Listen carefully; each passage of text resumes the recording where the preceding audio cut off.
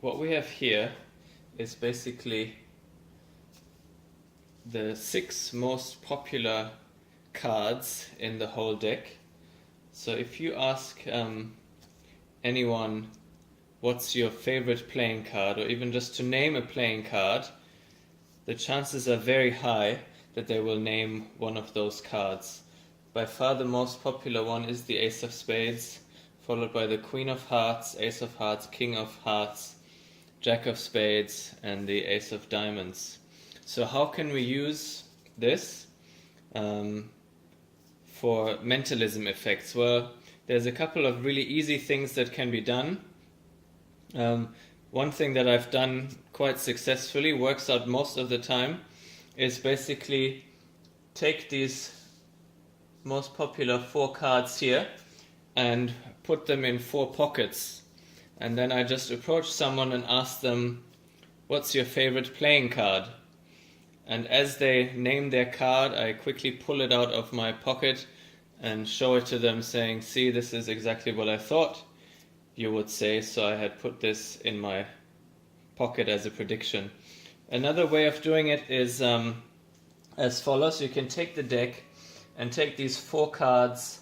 The way I usually do it is I put the Queen of Hearts on the top of the deck, the Ace of Hearts at the bottom, and then somewhere in the middle I put the Ace of Spades, and I put it in reversed, and on top of that I put the King of Hearts.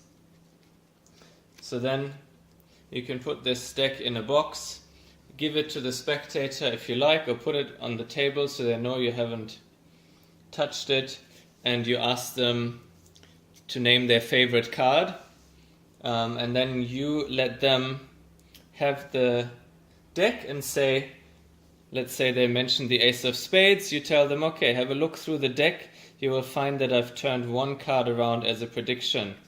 And so they will go through and find the Ace of Spades. Or let's say they have mentioned the Ace of Hearts, you say, see, I predicted that, and that's why I put the Ace of Hearts at the bottom of the deck. Or they say the Queen of Hearts, you say, yeah, I put it on the top of the deck because I thought you would say that. If they say the King of Hearts, you say, well, in the deck I have reversed 1 card as a marker, and the card on top of that is the card that you said is your favorite, which I had put there marked like this as a prediction for what you would say. So that's an easy way of doing this. Works 80% of the time, I would say, from my experience, and you can get pretty strong reactions for it, actually. What you can also do is, if you want to make it more likely for a different card to be chosen than, let's say, the Ace of Spades, you can ask them, what's your favorite card? Don't say Ace of Spades, because most people say that for some reason. They'll be even more amazed that you were able to predict the card that they will choose, because they know that Ace of Spades is a very popular one. Some important things to remember. First of all is, you don't want to give them the impression, or you don't want them to know that you're planning to predict which card they're going to choose. So don't say, I've made a prediction here, which card you would say, what's your favorite card? Because if you do that, they're going to give you a card that they think you wouldn't have predicted, and they'll probably be right with that. So make sure it doesn't look like a prediction. You just tell them, what's your favorite card? Or you could say, I want to do something with you here, I want to try something, but I need to do it with a card that you like, so what's your favorite card? And then they give you their card and you reveal that you've predicted it. Now for this effect you might need some outs, so let's say they don't mention any of these cards. Now a simple out would be to say something like, oh yeah, I like that card as well, and then you go on and do something else. Or you can find their card in the deck and then do something like an ambitious card routine with that card.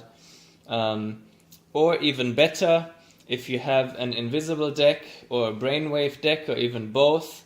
Now I'm not going to go into what they are. You can Google that and find tutorials and descriptions everywhere. You can use those as a backup or as a combination. So for example, you can give someone this deck where you have predicted the 4 most commonly named cards.